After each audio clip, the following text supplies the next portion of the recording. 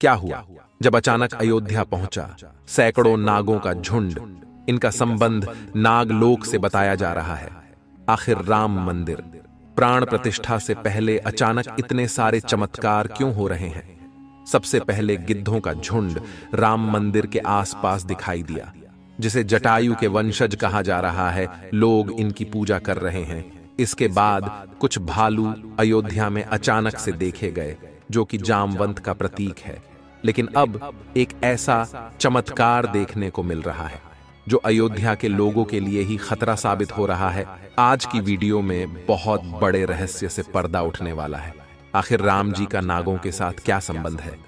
आखिर प्राण प्रतिष्ठा से पहले इतने सारे नाग एक के बाद अयोध्या में क्यों निकल रहे हैं, वो भी अलग अलग प्रजाति के एल। आगे बढ़ने से पहले अगर आप भी एक सच्चे सनातनी हैं तो इस वीडियो को लाइक करके कमेंट बॉक्स में जय श्री राम जरूर लिखें। 22 जनवरी सोमवार के दिन अयोध्या के नवनिर्मित राम मंदिर में होने जा रही रामलला की प्राण प्रतिष्ठा का सभी देशवासियों को बेसब्री से इंतजार है।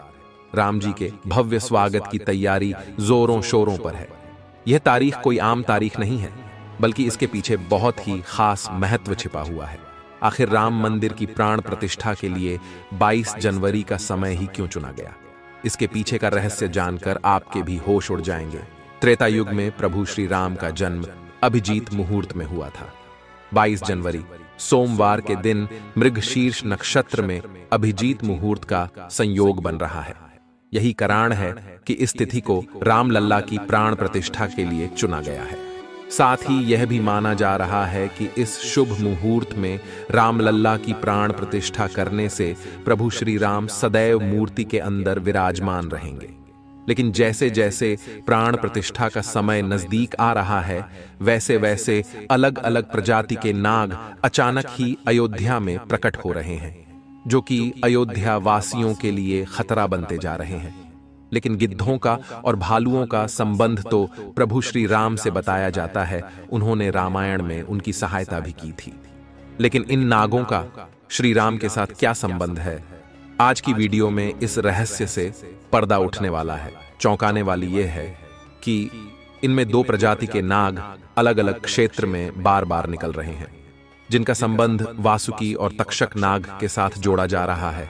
ऐसा कहा जाता है प्रभु श्री राम के भाई लक्ष्मण साक्षात अनंत शेष नाग का रूप है, और वासुकी नाग, तक्षक नाग और शेष नाग तीनों ही आपस में भाई है, जिसमें तक्षक और वासुकी नाग पाताल में निवास करते हैं और शेष नाग बैकुंठ में भगवान विष्णु की सेवा करते हैं।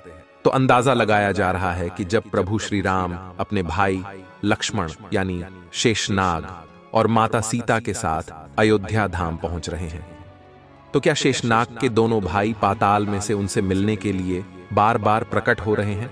दोस्तों, यह रहस्य बहुत बड़ा है, क्योंकि अयोध्या के क्षेत्र से जब एक सांप को पकड़कर सुरक्षित इलाके में छोड़ा जाता है, तो वही सांप पुनः राम मंदिर परिसर में भी देखा जाता है, जिससे कई बार मजदूरों को भी काम करने में भय महसूस होता है। लेकिन जय श्री राम का नाम उन्हें हिम्मत देता है। आप भी नीचे कमेंट बॉक्स में जय श्री राम जरूर लिखें। लेकिन दोस्तों, प्रभु श्री राम का नागलोक के वीडियो के साथ क्या संबंध है? वो सच्चाई जानकर आपके पैरों तले जमीन खिसक जाएगी, क्योंकि पूरे घटनाक्रम को मल्टीवर्स के साथ जोड़कर देखा जा रहा है, जिसे हिंदी में सृष्टि चक्र कहते हैं। मल्टीवर्स की सच्चाई जानकर आपके भी रोंगटे खड़े हो जाएंगे। जिस संसार में हम रहते हैं वो सृष्टि व विनाश के चक्र से गुजरती है। इस संसार के प्रत्येक सृष्टि चक्र को एक कल्प कहा जाता है। हर कल्प के 4 युग या 4 भाग होते हैं। दूसरे भाग या त्रेता युग में राम अयोध्या में जन्म लेते हैं और रामायण करके फिर से बैकुंठ लौट जाते हैं। यानी कि अगर आप इस पृथ्वी पर अपना जीवन यापन कर रहे हैं, आप जो घटनाक्रम कर रहे हैं वही बराबर घटनाएं किसी और यूनिवर्स या कल्प में आपके ही रूप के साथ पुनः होने वाली है या फिर हो चुकी है। आगे मल्टीवर्स की सच्चाई को साबित करने के लिए एक ऐसी पौराणिक घटना आपको बताएंगे, जिसे जानने के बाद आपको भी मल्टीवर्स की सच्चाई पर यकीन होने लगेगा। इस दुनिया में केवल 3 विद्वानों को मल्टीवर्स को देखने की और उनमें जीने की, टाइम ट्रैवल करने की इजाजत दी गई है। जिसमें पहले है वासुकी नाग, दूसरे हैं तक्षक नाग और तीसरे हैं काकभुशुंडी देव। तक्षक और वासुकी नाग के बारे में हम आपको बता चुके हैं, लेकिन सवाल उठता है आखिर काकभुशुंडी कौन है और आखिरी इन्हें प्रभु श्री राम ने अमर कैसे बनाया। वेदों और पुराणों के अनुसार काकभुशुंडी ने 11 रामायण और 16 महाभारत देखी हैं। वह कल्प के अंत तक अपने शाश्वत स्वरूप में जीवित रहेंगे। भगवान राम ने ही काकभुशुंडी को अमर बनाया था। कौए के रूप में अपने एक जन्म के दौरान काकभुशुंडी की मुलाकात बालक राम से हुई। प्रभु खेल रहे था और उसने उसे पकड़ने की कोशिश की। समय आने पर काकभुशुंडी को भगवान के मुख के दर्शन हुए। बालक राम के मुख में आकाश गंगाओं और ब्रह्मांड को देखने के बाद काकभुशुंडी ने भगवान राम से दूर उड़ना बंद कर दिया और उनके पास लौट आए। काकभुशुंडी ने भगवान राम को न पहचानने के लिए क्षमा मांगी। भगवान ने उन्हें दिव्य मुस्कान दी और काकभुशुंडी से उनकी इच्छा पूछी। काकभुशुंडी ने कहा कि वह भगवान राम के प्रति अपनी भक्ति हमेशा हमेशा के लिए करना चाहते हैं। काकभुशुंडी के प्रेम और समर्पण से प्रसन्न होकर भगवान राम ने उन्हें आशीर्वाद दिया कि काल काकभुशुंडी को नहीं मार सकता और वह इस कल्प के अंत तक जीवित रहेंगे, जिसके बाद सृष्टि के 27 चक्रों तक जीवित रहे। उन्हें अमरता का वरदान प्राप्त हुआ। वे कौवे के रूप में जीवित रहे क्योंकि उन्हें भगवान राम के निकट रहने का अवसर मिलता। जब भी भगवान राम का जन्म होता है, वह अयोध्या जाते हैं और भगवान राम को एक बच्चे के रूप में बड़े होते और खेलते हुए देखते हैं। यह भी हो सकता है काकभुशुंडी अयोध्या में भी हाल फिलहाल मौजूद हो और राम मंदिर के निर्माण कार्य को अपनी आंखों से देख रहे हो। यानी कि यह तीनों विद्वान अपनी मर्जी से किसी विकल्प यानी यूनिवर्स में जा सकते हैं, टाइम ट्रेवल कर सकते हैं। और अयोध्या में अचानक से नागों का पाया जाना, वो भी राम मंदिर प्राण प्रतिष्ठा से पहले, तो इनका संबंध भी वासुकी और तक्षक नाग से लगाना गलत नहीं होगा। इन नागों के दर्शन मात्र से भक्तों का उद्धार हो जाता है। लेकिन कई लोग होंगे जो अभी भी मल्टीवर्स यानी सृष्टि चक्र को मानने को तैयार नहीं होंगे। लेकिन आगे हमें कैसे कहानी, एक ऐसी सच्ची कहानी आपको बताने जा रहे हैं जिसका संबंध रामायण से जुड़ा है, और इसे जानकर आपको विश्वास हो जाएगा कि मल्टीवर्स वास्तव में होता है। जिस तरह दुनिया में आने वाला हर इंसान की मृत्यु निश्चित होती है, उसी तरह इंसान रूप में जन्म लेने वाले भगवान के अवतारों का भी इस धरती पर एक निश्चित समय है। वो समय समाप्त होने के बाद उन्हें भी अपने प्राण त्याग करके अपने लोक वापस लौटना पड़ रहा था। उसी प्रकार भगवान श्री राम भी इस लोक को छोड़कर वापस विष्णु लोक गए। भगवान श्री राम के मृत्यु में सबसे बड़ी बाधा उनके प्रिय भक्त हनुमान थे, क्योंकि हनुमान के होते हुए यम की इतनी हिम्मत नहीं थी कि वो राम के पास पहुंच चुके। लेकिन स्वयं श्री राम से इसका जो हल निकाला वो मल्टीवर्स यानी सृष्टि चक्र के साथ जुड़ा हुआ है। एक दिन राम जान गए कि उनकी मृत्यु का समय हो गया था। वह जानते थे कि जो जन्म लेता है उसे मरना पड़ता है। उन्होंने कहा कि यम को मुझ तक आने दो, मेरे लिए वैकुंठ, मेरे स्वर्गिक धाम जाने का समय आ गया है।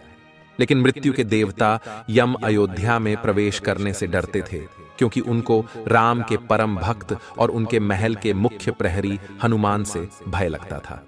यम के प्रवेश के लिए हनुमान को हटाना जरूरी था।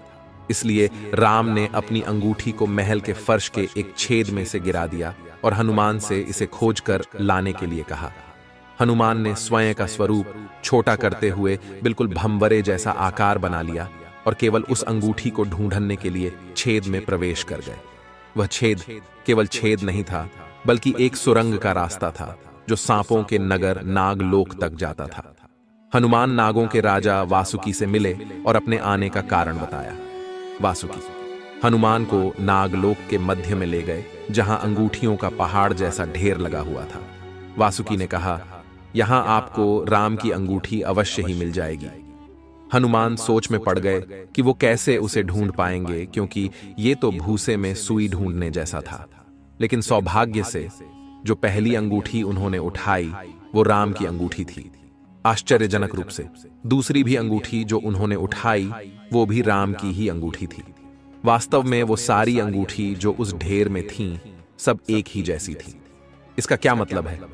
वह सोच में पड़ गए। वासुकी नागबाले, जिस संसार में हम रहते हैं वो शुरू भी होता है और प्रलय के साथ उसका अंत भी हो जाता है। प्रत्येक कल्प में चारों युग आते हैं और समाप्त भी होते हैं, और हर सतयुग के अंत में एक वानर इस अंगूठी का पीछा करता है और पृथ्वी पर राम मृत्यु को प्राप्त होते हैं। इसलिए यह सैकड़ों हजारों कल्पों से चली आ रही अंगूठियों का ढेर है। सभी अंगूठियां वास्तविक हैं। अंगूठियां गिरती रहीं और इनका ढेर बड़ा होता रहा। भविष्य के रामों की अंगूठियों के लिए भी यहां काफी जगह है। हनुमान जान गए कि उनका नाग लोक में प्रवेश और अंगूठियों के पर्वत से साक्षात कोई आकस्मिक घटना नहीं थी।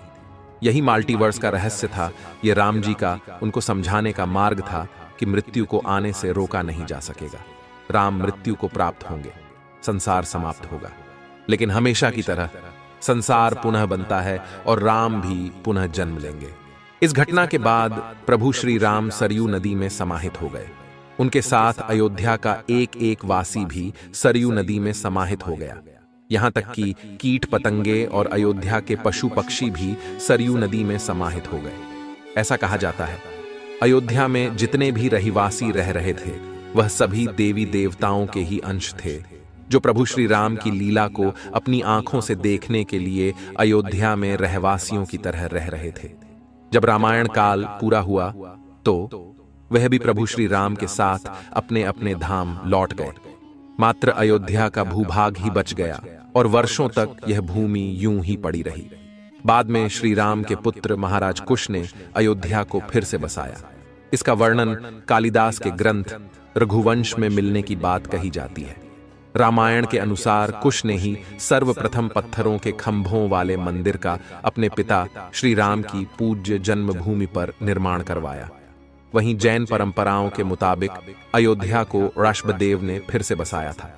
भविष्य पुराण के अनुसार उज्जैन के महाराज विक्रमादित्य ने ईसा पूर्व में एक बार फिर से दूसरी बार उजड़ चुकी अयोध्या का निर्माण करवाया। धार्मिक ग्रंथों के अनुसार उन्होंने अयोध्या में सरयू नदी के लक्ष्मण घाट को आधार बनाकर 360 मंदिरों का निर्माण करवाया था। वे भगवान विष्णु के परम भक्त थे और इसीलिए उन्होंने ही श्री राम जन्मभूमि पर एक भव्य मंदिर का निर्माण करवाया था। हिंदू पक्ष का दावा रहा है कि बाबर से पहले भी 1833 में मुस्लिम आक्रमणकारी सालार मसूद ने जन्मभूमि मंदिर को ध्वस्त कर दिया था। अयोध्या में राम जन्मभूमि मंदिर पर विवाद की कहानी की 1528 से शुरू हुई। हिंदुओं का दावा रहा है कि मुगल आक्रमणकारी बाबर ने उस पवित्र जगह को तोड़कर उस पर मस्जिद का निर्माण करवा दिया। अयोध्या राम जन्मभूमि। बाबरी मस्जिद विवाद पर अपना ऐतिहासिक फैसला देते समय सुप्रीम कोर्ट ने उन सिख ग्रंथों को भी अहम सबूत माना है, जिसके मुताबिक सिख धर्म के संस्थापक गुरु नानक देव जी आक्रमणकारी बाबर के भारत आने से पहले ही भगवान राम की जन्मभूमि के दर्शन के लिए अयोध्या पहुंचे थे। गुरु नानक देव जी 1510 से 1511 के बीच अयोध्या आए थे, जबकि बाबरी मस्जिद 1528 में बनाई गई थी। इतिहासकारों के अनुसार वहां पर बाबर के कहने पर उसके एक सूबेदार ने मस्जिद का निर्माण करवाया था। 23 दिसंबर 1939 को राम जन्मभूमि मंदिर के इतिहास में एक बार से जबरदस्त मोड़ आ गया। उस दिन रामलल्ला की प्रतिमा मस्जिद के अंदर अचानक से विराजमान पाई गई। ये विवाद इतना बढ़ा कि आखिरकार तत्कालीन सरकार उस ढांचे को विवादित मानकर उस पर ताला लगवा देना पड़ा। ढांचे के अंदर नमाज रुक गई, लेकिन बाहर राम चबूतरे और परिसर के बाकी हिस्सों में पूजा अर्चना निरंतर चलती रही। 6 दिसंबर 1992 को अयोध्या में राम जन्मभूमि आंदोलन से जुड़े लाखों कार सेवक जुटे थे। उन्होंने ही उस विवादित ढांचे को ध्वस्त कर दिया। भगवान रामलल्ला ढांचे से निकलकर अस्थाई टेंट में आ गए। यानी कि राम मंदिर का इतिहास बहुत बड़ा है। कई लोगों के संघर्ष की कहानी है और कई कार सेवकों के बलिदान का प्रतीक है। भले ही हम इस संघर्ष में भाग नहीं ले सके, लेकिन यह हमारा सौभाग्य है कि हम राम मंदिर को बनता हुआ अपनी आंखों से देख रहे हैं। अगर आज की यह खास वीडियो आपको पसंद आई है तो सच्चे सनातनी इस वीडियो को लाइक करके हमारे चैनल को सब्सक्राइब जरूर करें। हर हर महादेव।